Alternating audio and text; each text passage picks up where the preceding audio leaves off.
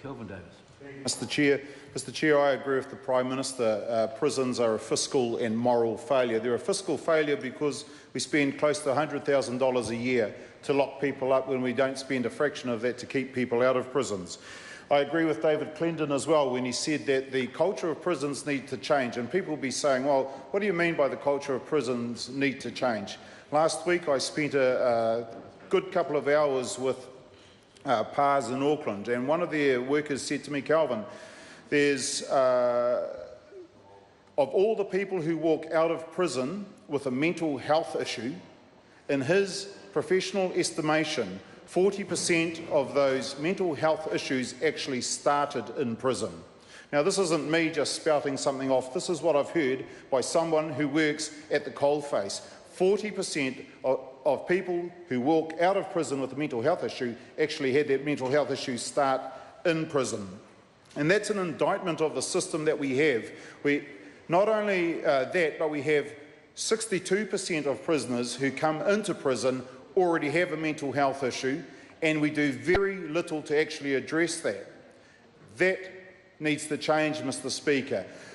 Part of the reason that they probably commit crime is because of all the stuff that's going on their head that they need to have addressed before they even get to prison. And that we need to start working with the education system, the health system, the justice system to prevent those people coming in and not getting their mental health issues addressed.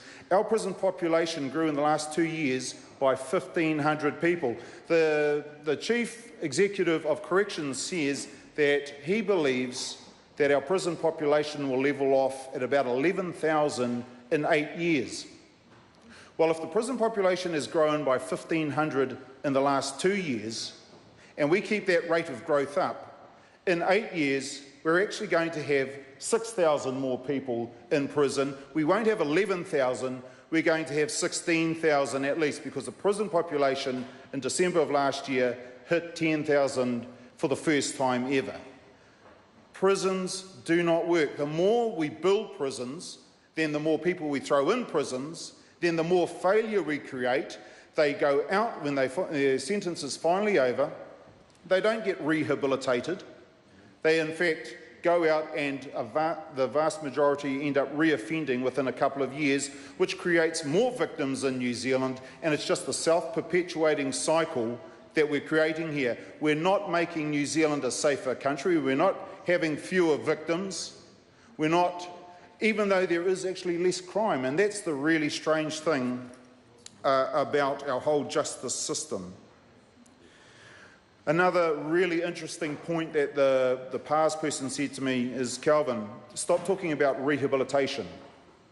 The reality is many of the prisoners, or we assume with rehabilitation, that many of the prisoners were actually habilitated at some stage in their past, that they grew up in families like mine that were loving and caring and supportive, and they grew up with a set of values. The reality is many of them have never been habilitated in the first place, and when they get into prison, we need to actually start from scratch, teaching them the basic things that many of us take for granted. Mr Chair, prisons are a fiscal and moral failure.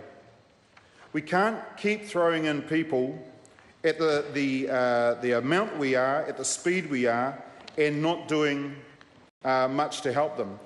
Domestic violence in the annual review makes up a lot of the increase in prison population. And yet, what are we doing for people who commit domestic or family violence? Do we actually engage the family in their rehabilitation or habilitation? Do we actually have families, so if dad is in there because he's beaten up mum and the kids, are the families actually brought in and there's some sort of healing done between dad and the family? And if he says, look, my offending is a result of my violent upbringing, do we bring in granddad and grandma as well and have this whole whānau, whole family healing to address the issue? No, basically they go into prison and their courses are totally separate from the reality of their lives when they go back out. They have this teaching and training, but there's actually a disconnect between their offending and the people they offended against if they're in there for domestic and family violence situations. That sort of thing needs to be looked at. We need to start looking at solutions to actually address the problem. Mr Chair. The Honourable Louise Upson.